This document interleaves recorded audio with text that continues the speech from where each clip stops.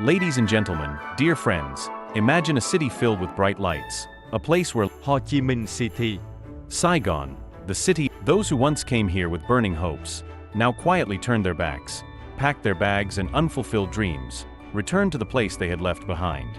What reversed this once endless wave of migration? What dimmed the brilliance of Seg? A turning point etched into the city's memory, like a cold slash across a bright mirror. The number of new migrants dropped to just 65,000, a mere drop compared to the wave of 200,000 to 250,000 arriving each year before. According to the city's off. Saigon, once a symbol of opportunity and ambition, now seems to be losing its luster in the eyes of migrant workers. But before we go any further, spend some time with me. If this story resonates with you, please hit the like button, subscribe T. Just a like is enough to let me know you're listening. Your presence is the reason I keep telling this story. Now imagine the winding alleys near Tan Tao Industrial Park, where 4 rent signs flutter in the wind, but no one stops to ask. The BOA. In Bin Hung Ho Ward, Bin Tan District, more than 43,000 temporary residents have left, leaving behind eerily empty streets. The city's mechanical population growth rate in 2023 is only 0.68%, even lower than the natural growth rate, a sharp decline. Soaring living costs, from stifling rents to mounting bills, have turned the lives of workers into a never-ending struggle. Meanwhile, forgotten rural towns are beginning to rise with new vitality. Factories are springing up, jobs are blooming. His words were not just a farewell to a city, but also an echo of thousands of others, who abandoned their urban dreams to seek peace in the places they had abandoned. Saigon was no longer the golden land of promise. It had become a heavy burden. Empty rooms. 4 rent signs abound. Boarding houses struggling to find tenants. All of it is stark evidence of a harsh reality. Today, the city's population is about 11 million, 4 million fewer than the 15 million predicted in 2015. This gap is. A survey by the International Organization for Migration IOM of more than 1,000 workers in Ho Chi Minh City, Bin Duong, and Dong Nai painted a worrying picture. 15.5% have returned home, 44.6% are considering, and 39.9% are still undecided. Thus, let's stop, breathe, and reflect on this story. It's not just about Saigon. It's about all of us, witnessing a turning point in our times.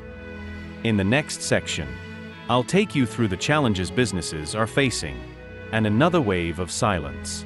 Ho Chi Minh City, Bin Duong and Dong Nai, the beating industrial hearts of the South, are suffering from a severe labor shortage. Factories are crying out for workers. A bamboo and rattan company in Bin Duong dreamed of producing 1 million produce. The numbers are a crushing blow. Saigon needs tens of thousands of workers, but last month received only 3,000 applications. A drop in the ocean. Dong Nai needs 10,000 to 12,000 new workers each month. Bin Dung Cres 30,000. Desperate letters from P. Companies scrambled, offering higher wages, bigger bonuses, accepting inexperienced workers, retraining from scratch. But every effort seemed like a whisper in the storm.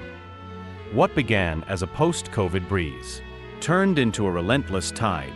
Sweating Imagine cheerful greetings in Korean, spreading throughout District 7, Ho Chi Minh City, or My Din, Hanoi. Businessmen, students and families, looking for a second home, are arriving in increasing numbers, integrating their culture into the modern RHY. With over $80 billion invested in Vietnam, large Korean conglomerates such as Samsung, LG, Hyundai and Lotte are symbols of economic cooperation. Bilateral trade has reached $87 billion and is aiming for $100 billion in the near future, making Viet. With over $80 billion invested in Vietnam, large Korean conglomerates such as Samsung, LG, Hyundai and Lotte are symbols of economic cooperation. Bilateral trade has reached $87 billion and is aiming for $100 billion in the near future, making Viet. But Vietnam's appeal extends beyond its economic appeal. Imagine a Korean tourist sipping iced coffee under the morning sun of Saigon. smiling at the warmth of a street vendor. Vietnamese culture, with its respect for elders, deep family ties, and this dual story, the repatriation of Vietnamese workers and the rising tide of Koreans, teaches us something profound. Sustainable growth cannot rely solely on the glitz of big cities. It requires balance between urban and rural, between the econom. What do you think of this story? Is the exodus from Saigon a worrying sign, or an opportunity to reflect and rebuild? Leave your thoughts below. Tick a 1 if this story resonates with you, or simply like to let me know you're here. Share this why. Goodbye, and see you in the next stories.